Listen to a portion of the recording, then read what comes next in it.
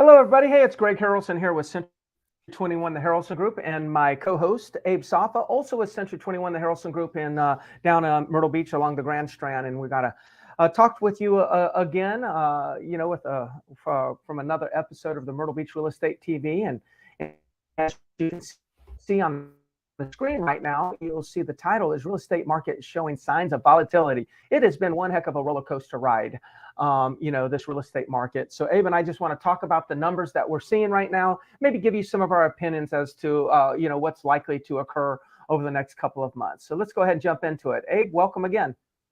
Hey, Greg. Yeah, I mean, roller coaster ride is sounds about right. That's what it's been. 1 week we say things are looking good, looking up, and then another week we say things are looking down. It's kind of been up and down. Especially like if you've been paying attention to the mortgage rates, we got to the point where beginning of February, it dropped below 6%. And then all of a sudden it spiked back up. Within 10 days, it went up to almost 7%. So I think that it's wacky out there. I mean, it's not just in real estate, it's everywhere. People are concerned about inflation. Mm-hmm. That's kind of been wacky. Jobs reports, everything is kind of just, it's a roller coaster ride. I don't know how else to explain it. Yeah. Yeah. I think one of the things we're talking about is interest rates, right? Interest rates getting close. Where are interest rates right now? They were at like 6.8, 6.84. I think last time I checked, as of yesterday. I haven't seen today's numbers yet.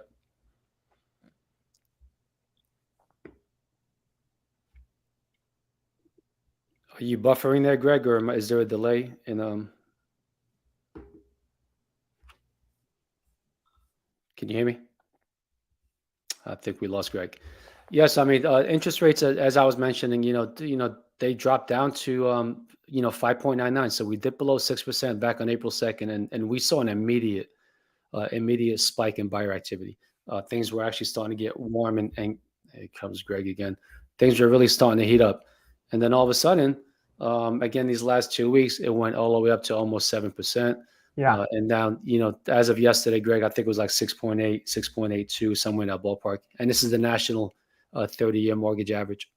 Yeah, and when did it just tap under 6? Remember, we reported not long ago 5%. Oh, not, it wasn't 5, but like 5.9 or something like that. That was just 30 days ago? Yeah, February 2nd. It was 5.99. Yeah. Okay. Got it. So, all right. Well, good. We don't control the interest rates. Obviously, nobody does. I mean, I really don't know who does. We just kind of watch and whatnot. I know for myself, we're still seeing a very active real estate market. So, I think, I think 5, 6, and 7 are very important numbers. Now, I'm really rounding off to like a whole number, but like a 7 point anything seems to freak people out. 5 point anything seems to get people really excited. And 6 right now seems like, when it's in the 6s or 6.5 or lower, it seems like, man, people are still feeling good, almost like forgetting the past. But when we get above 6.5 towards 7, people start talking about interest rates again. I'm even hearing it in the office, agents talking about, wow, I see the interest rates kind of creeping up again. And that the reason why agents are talking about that is because that's what their buyers are talking about with them. So we'll see. We haven't seen a slowdown in sales, I don't think. Have you seen slowdown in activity in the last couple of weeks? I've seen a little bit of slowdown in activity. It's kind of weird though. But let me go back to what you're talking about with mortgage rates. Okay. So not only is the actual percentage important right now with people, it's just the constant change is, I think, is just as big of a factor. Like when we hovered around the 6%, 6.1 for a while, people were starting to get used to that number. But if you're thinking about selling and you put your home on the market right now and you see the mortgage rates at 6.1, then all of a sudden, 2 weeks into it, they go up to 6.9. I think that drastic change that we're seeing is, I think, impacting people more than the number itself. People will get used to whether it's 6 or 5.5 or 6.625. People will get used to the number if it can just kind of stay there, have some sort of stability. Yeah. But yeah, I think, we're seeing a little bit of a slowdown in activity. But what's interesting is properties are still being gobbled up, right? So when you look at the pendings right now, single family homes resale, 40% of every home on the market is under contract.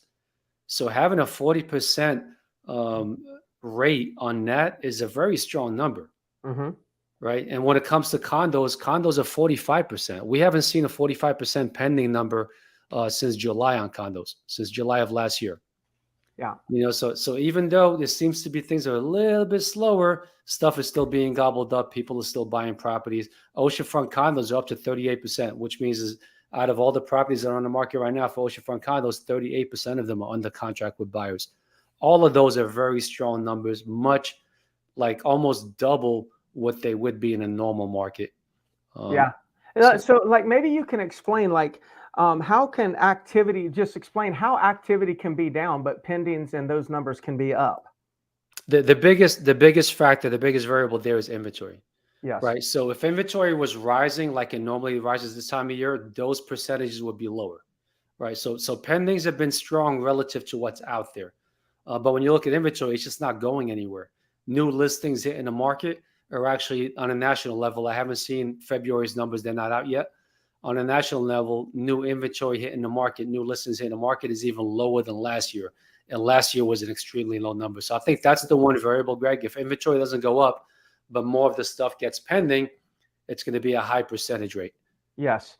So I'll take it one step further or just add one more kind of, I guess, label to this whole thing is, so for those of you listening, Abe said activity is down. It's a little bit less, but the pendings are up. Like if you look at the ratio between active inventory and those that are under contract, those numbers are up. So what that really means for property owners is that it's a seller's market. That's what it means. It's a seller's market. Like some sellers or owners out there may hear, well, if you only hear activity is down, you might be thinking, oh gosh, the market's not that good. No, supply is down more than activity is down. Therefore, pendings are up. Therefore, it's a stronger seller's market. That's what it all boils down to. So I just want to make sure that we're giving the right interpretation to those that are listening so they understand, okay, what does this really mean to me? What that really means to you is that when you get it on the market, you're probably one of the very few properties in your building or in your community that's for sale. And right now there are buyers out there, even though there's fewer buyers, there's more buyers out there than there are sellers out there. And that makes it a seller's market. That's it, period. Yeah. In other words, like when you look, like when the numbers come out for February, for number of properties sold for the month of February, that number is going to be down compared to last year. There's no question across the whole country. Yeah, that's going to happen until second quarter. But people are buying, the buyers are out there and they're buying what inventory is out there. We just don't have enough inventory. Now, if inventory was going up, I think the number of pendings would also go up as a number. Maybe as a percentage, it'd be a little bit lower. Yes, got it. Got it. Okay, good. Now, what's going on? New home construction. We're seeing that, they seem to be aggressively marketing their properties, and I don't know that they're building more inventory, but they're definitely trying to get their stuff off the books. I did hear, by the way, in one community called Wild Wing, there was a big, some of the golf course holes were taken away. And D.R. Horton, from what I'm understanding, D.R. Horton was the buyer of that property. They turned around and decided they were going to sell it to the original developer because they were kind of getting cold feet on building all those homes. But I was just told by a homeowner in there who's also a real estate agent that they've reversed that decision. Now they're going to take that property down and they're going to start building and doing new construction. So even though I know builders have been very aggressive at getting rid of their standing inventory or any inventory that was already in process, there are a few situations where they're getting getting bullish again and going out there and starting to build. What have you heard anything else about this? Yeah, I mean, that's a good topic to talk about right now because it's all over the news that new construction home sales are up, right? So if you hear that, they can be a little bit confusing because yes, sales are up, but we're not seeing like with that Wild Wing, there's not a whole lot of that going on. There's not a whole lot of breaking new ground. Yes. A lot of these developers had stuff that was in the works, right? Things were extremely hot, so they had stuff in the pipeline. And now what we're seeing is a lot of them is just trying to clear out that pipeline some. I don't know if they're quite bullish just yet. They're actually more optimistic now than they were back in November. There's no question about it. But there's still some concern. Now I'm seeing some of them, do more of, offer percentage mortgage rate buy downs for buyers, or other incentives just to get some of that inventory moving. Yes. But that's causing some of the new home sales to actually move a little bit better than what they have been doing. Yeah, yeah. Yeah. And the inventory levels, like as we mentioned, they're not necessarily growing. And Yep. typically this time of the year they do start growing. But where are we right now in inventory? Like how many months of supply? We're still a little bit over 2 months supply. It really hasn't changed much in the last couple of months. Tomorrow we'll see what the final numbers are for February. Those will come out. Yeah, But when I look at I look at my own charts of what the total inventory number is, and that number is just it's not going anywhere. It really yeah. has not been growing. Would love to see what happens this month in March, because that's typically a big month as far as new listings in the market. We'll see what happens in March, but it's just Yeah. inventory just not going anywhere. Yeah, to me, I've said this numerous times. For those of you that are loyal listeners to this show, you've probably heard me say, you know, the numbers are going to, anytime we're comparing year over year numbers in January, February, March, to me, it's almost like don't even pay attention to year over year numbers. That's me. I don't even want anybody that tells me year over year numbers. I don't really listen to that too much, because I already know they're going to be down, because the interest rates were still in February of 2022, we're still at like 3% or 3.5% or something. It was probably still at 3%. So it was a totally different scenario to compare it to. But I really do look at what is that inventory level right now. And Abe, what you're saying is, and the data shows, it's been very flat. But it was under 2. It did go a little bit higher, like 2.3 maybe, and then it dipped just a little bit, then settled at 2.1. Is that fairly accurate? Yeah, again, I want to see what the final report looks like from the MLS when that comes out tomorrow. Okay. But yeah, like when I look at single family homes right now, just resales, there's 2,102 homes that were on the market as of this morning. 845 of those were under contract. Now that number 2,100 is kind of just been lingering right around the 2,000 to 2,100, for the last 2 months. If we go back to December 8th, it was 2,100. Going back to November, it was 2,200, right? So 2,300 in September. It's actually lower than it was, during the last quarter of last year. Yeah. So yes, it did dip back down, but it's still just kind of flat right around that range. Yeah. And I'm just trying to figure out, Abe, like, when you say 2,300 in September, you start to think about last year, there was a dramatic shift from low interest rates to high interest rates. At least that was the feeling, right? Mm-hmm. And so the reaction of the market was to like, oh, let's not do anything. So no wonder why it creeped up a little bit. And then interest rates now became a higher interest rate became the new normal, especially under 6.5. That became the new normal. And then people started moving again, and then it kind of came down again. And I understand that we need to wait to see what it looks like, in the next couple of days.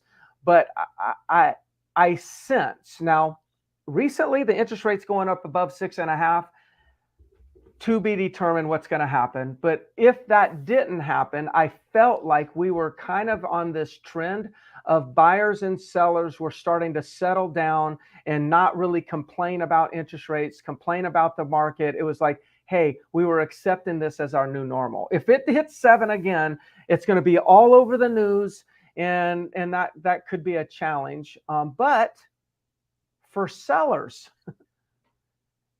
none of these things that are happening is hurting you, because inventory is so low that if it 7% knocks out a few more buyers, there's still enough buyers for your home.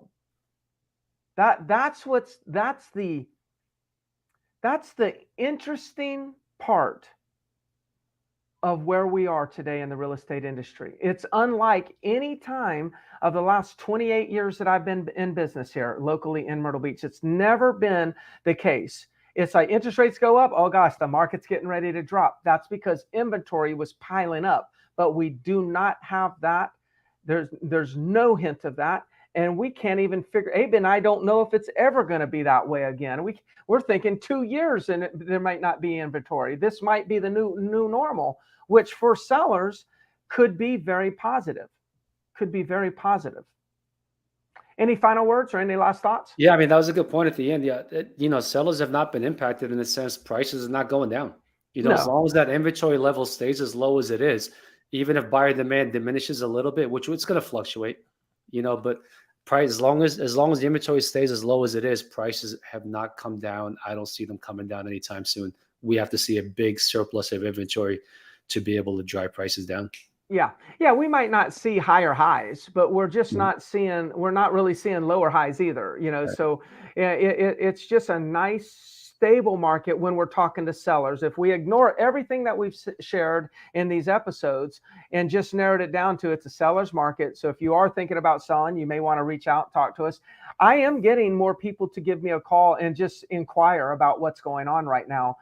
Some of them, a lot of them are not really interested in making a move, but they're just really starting to check in and say, hey, look, what's going on? So if any of you just want an update on what's going on in your market, reach out to us. Our contact information is right there. We're happy. We're in it for the long run.